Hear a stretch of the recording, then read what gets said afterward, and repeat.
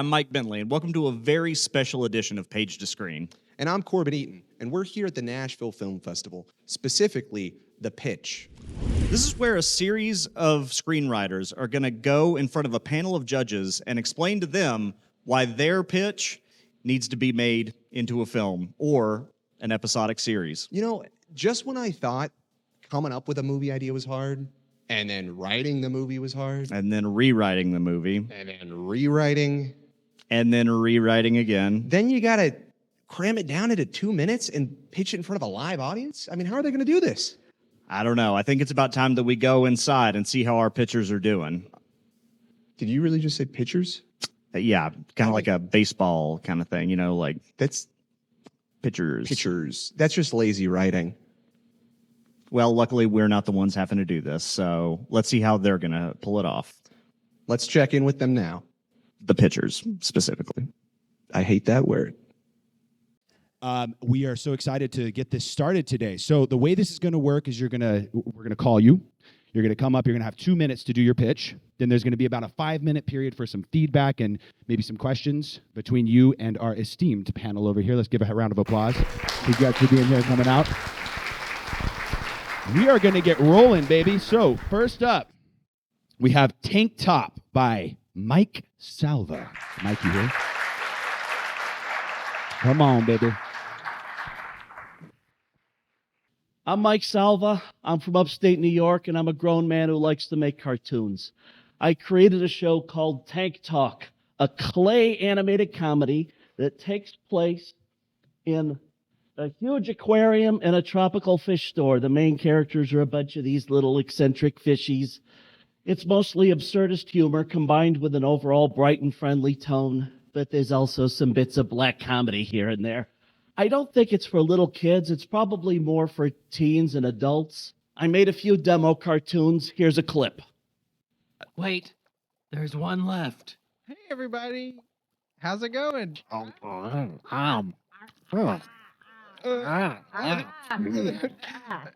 May I help you? You know, I think he's too big to eat, guys. Wait, let me try.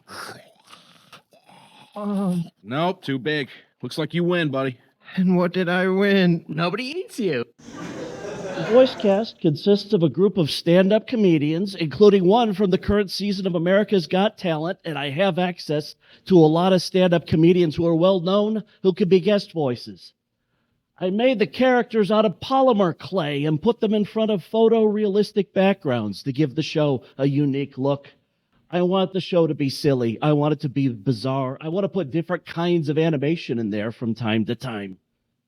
I don't want to confine the characters to the area of the tank where they live. I want to send them to other neighborhoods in their aquarium. I want to send them to other fish tanks in their store. And from time to time, I even want to have them leave the store itself on one little adventure or another. This is going to be really funny. This is going to be the kind of thing where people see this and they're going to want to see more of it. And I hope that you can help me make this happen. Thanks for your time.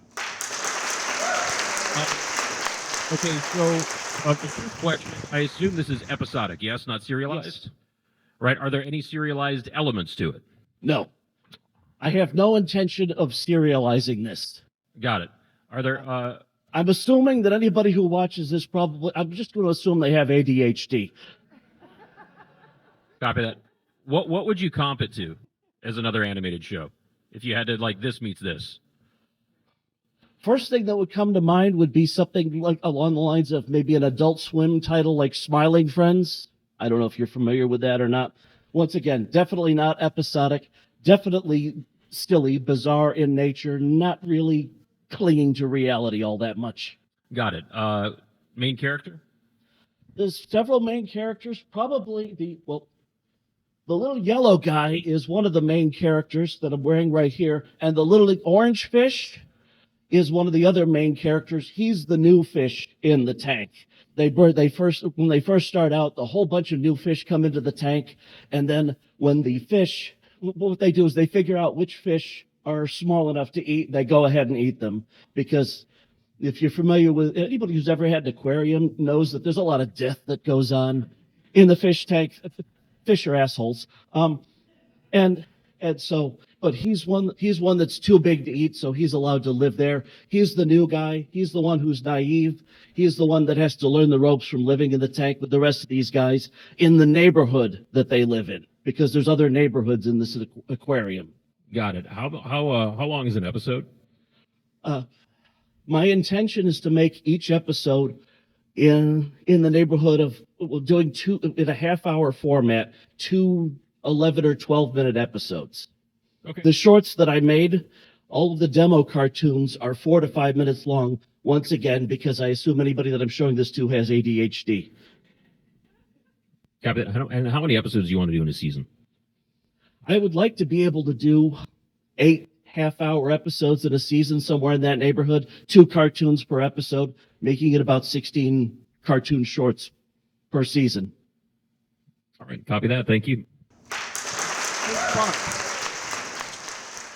You know, if I were having to do this, I would probably stick with like a horror pitch because, you know, the nerves, the anxiety, I think lends itself well. You could harness that in your pitch, you know? No, I think that's smart for you. Yeah, if I was going to pitch, I think I would do a silent film, because I'm not a fight or flight. I'm just a freeze. Okay.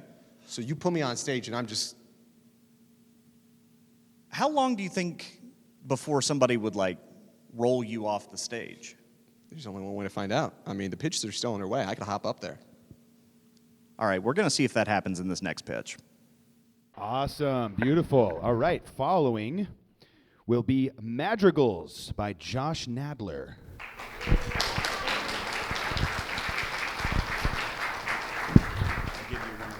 Hear ye, hear ye. My name is Josh Nadler, and I invite you to experience high school and the Renaissance like you've never before. Imagine a world where the past and present can learn from each other, where high school drama collides with royal intrigue, and where there's more than one way to slay a dragon, okay? It's Game of Thrones meets Glee. It's Madrigals. Madrigals is a half-hour musical comedy that follows a group of high school misfits united by their love of singing in the madrigal choir. After a prank by the school bully goes horribly wrong, they are all suddenly transported to the actual 1500s. They find themselves suddenly stranded in a world of knights and dragons and the original drag queen herself, Queen Elizabeth. They'll do anything it takes, not just to return home, but to survive. Even if that means having to sing a classical iteration of Sabrina Carpenter's Espresso. But Madrigals is so much more than comedy and music. At its core, it's a story of identity, creativity, and the enduring power of friendship. As a former high school theater kid, frequent Renaissance Fair attendee, and current homosexual, I know 2 things to be deeply true. 1, it's difficult being bullied for being different, and 2, a good pop song can fix anything. That's what inspired Madrigals, a show that blends the hopes for the future while paying homage to the rich tapestry of the past, reminding us all that daring to be different can make history, one note at a time. Thank you, and huzzah!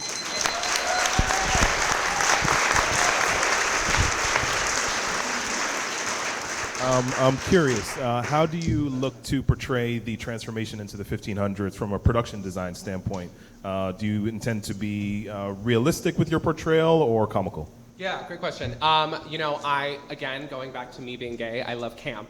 So there'll definitely be elements that are, you know, rooted in what we kind of all assume the past or the Renaissance is, but definitely taking creative, kooky liberties. I definitely see, you know, Queen Elizabeth being potentially a drag queen, potentially from New Jersey, just kooky kind of elements to it, for sure. Have you thought about the music licensing, and does your story depend on certain, I guess, pop songs? And if you don't get the license for that, how does the story pivot? Great question. Yeah, in a dream world, we can afford Sabrina Carpenter's Espresso, but I'm an indie filmmaker, and I know I cannot afford that. There are a ton of royalty-free songs that certainly I'll explore, but in a dream world, I get enough money behind it for you to know at least one of the songs. Are you going to be in the show? Am I going to be in the show? Yeah. Absolutely. I'm currently playing an episodic project that I wrote and started here at this festival. I wanted to kind of pivot and not write myself into it. If a role magically appears in my head, sure. But I definitely would love to see other people aside from myself. Right on. And could you just talk for just a second about main characters? Sure. So our 4 core kind of heroes, they are, those typical high school misfits. We have Ash, who's the sort of gender fluid leader of the group. We have a girl named Mia. She is that sort of Rachel Berry theater kid prototype. We have the nerd prototype in Simon, and we also have the school bully Chet, who transports them all back. And they all have their own sort of counterpart from the past as well. So everybody kind of learns from somebody else in a different decade. Yeah. Thank you. Great. Thank you so much. Thank you, everyone. We're here with Josh and his pitch for Madrigals. Josh, how was it up there? What was going through your head? Keep everything tight. Make that 2-minute time. But overall, it was really fun. I love a crowd. I love this project, and I just love being around creative energy. So I think overall, it was just really fun. Yeah, no, we definitely could tell you were having fun up there. Thanks. So the last time you pitched this, it was over Zoom. It was very laid back, just in front of a few other computer screens. Madrigals is more than just comedy and music. As our teens strive to return home, they challenge centuries-old traditions, teaching the past about embracing change and finding common ground. Now you're in front of a whole live audience. You got a ticking clock. You got judges staring at you. What was that like?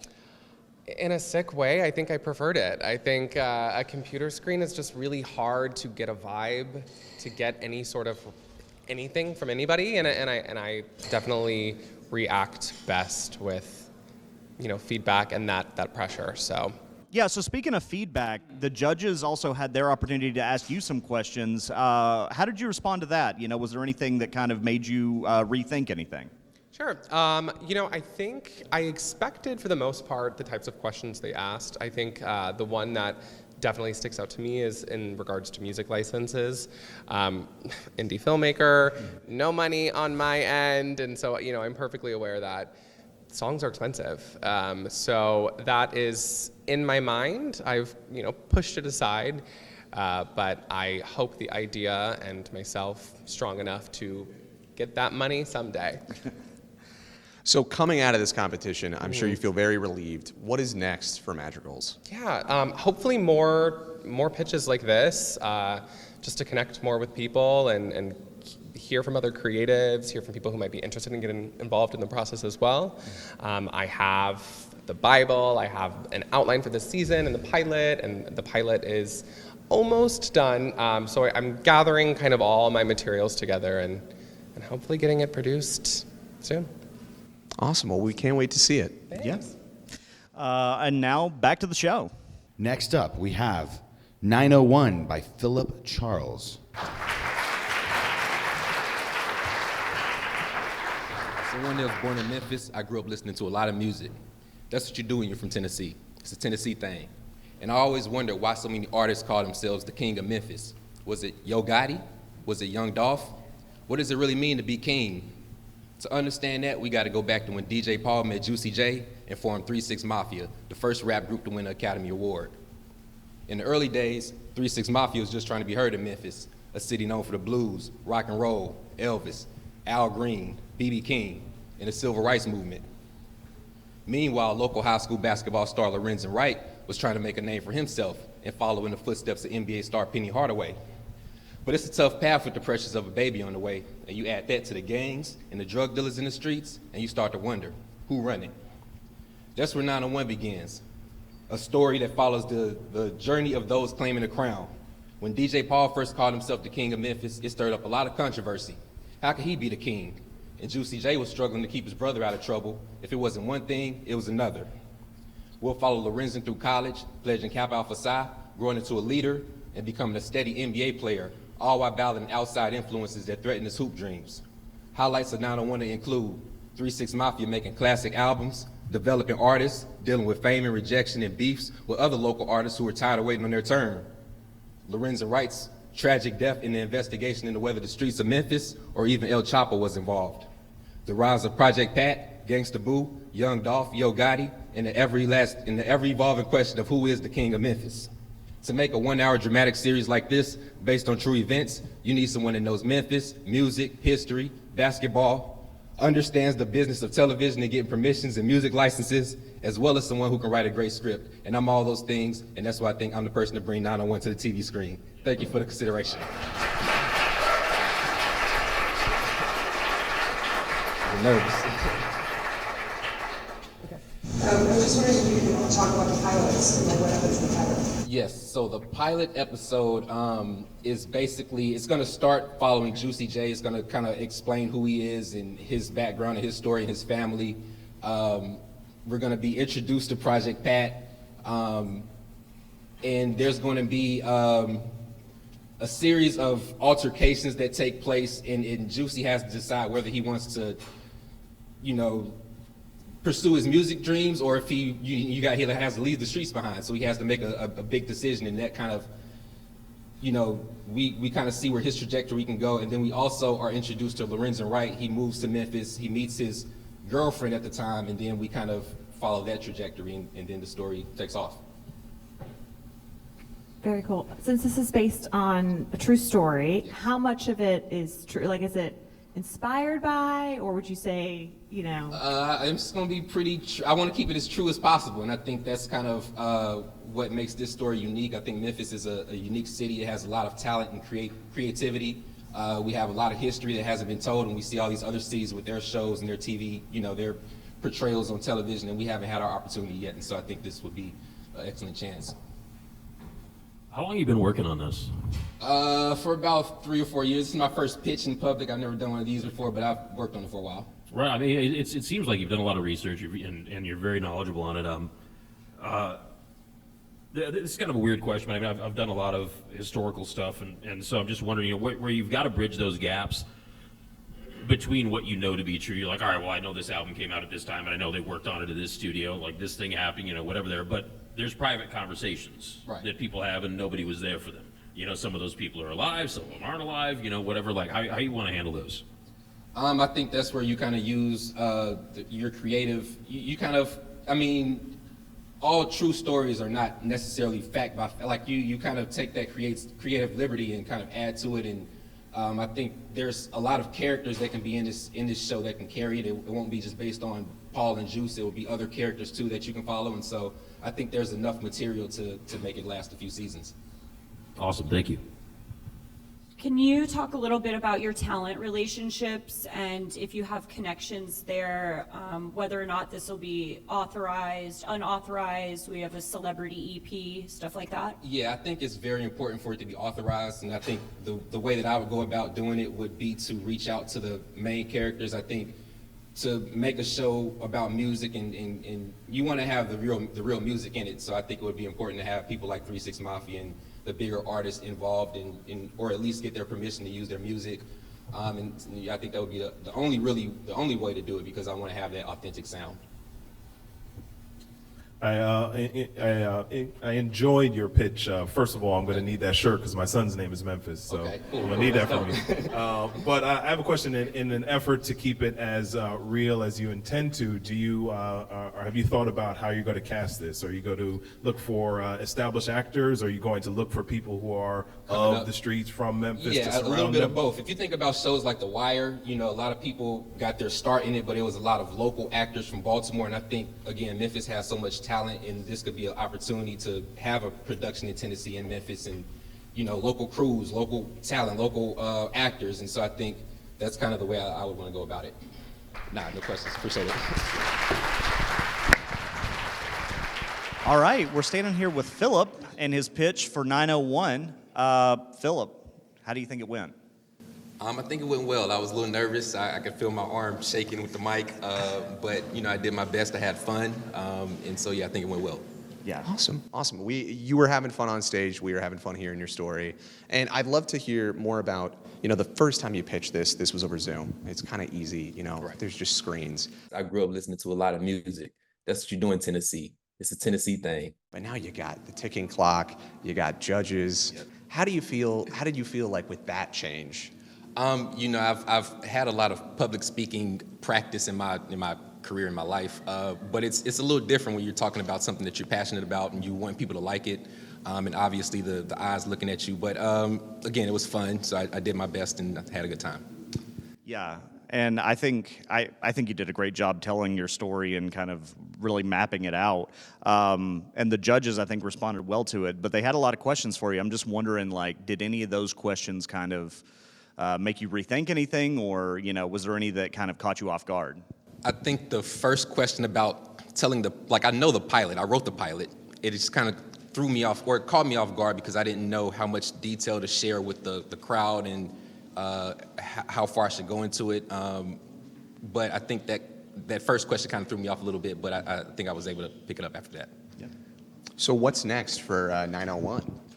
Hopefully, I can pitch it in front of someone who's let's start developing this. And I think it's important to have, the local artists who are part of the story to be a part of it. So I think, maybe getting in contact with them or starting to work with them and getting them involved. So I think those would be the next two steps. That's awesome. So I guess, are you planning on spending more time in Memphis? I know you said you live in LA now, so you're just gonna... So I mean, if the project were to get picked up, I'll be in Memphis all the time. But yeah, I live in LA. I work in the industry, so I'm learning the business side of the industry and doing the creative side, by developing projects like this. And so we'll see what happens. Awesome. Well, thank you, Phillip. I appreciate it. All right. And now we'll get back to some more pitches. All right, next up we have The Kingmaker by J.D. Elliby.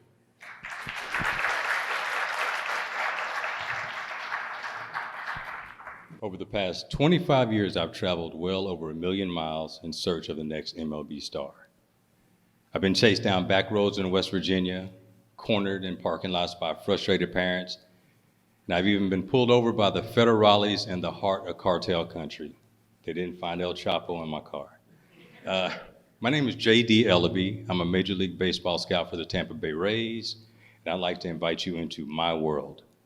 My hour-long drama, The Kingmaker, is a coming-of-age story about a young African-American baseball scout who puts his life on the line when he decides to sign an undiscovered pitching phenom who's trapped in the drug game. A key moment in the pilot occurs when our main character is told by his supervisor that he's on the verge of being fired because he lacks the desire needed to succeed as a scout. Now, this comes on the heels of his ex-fiancée revealing that she's pregnant. Our MC needs a miracle to keep his job, and that miracle just might be the young pitching phenom he's discovered. Each week, as our main character continues his search for that next MLB star, we'll also follow the conflict that arises when our MC chooses to help the young pitching phenom escape his dangerous lifestyle. As the series progresses, our main character begins to understand the importance of his job. It's not just a 9-to-5 situation. He feels he has the power to change lives. He starts to embrace his role as the Kingmaker. Thank you.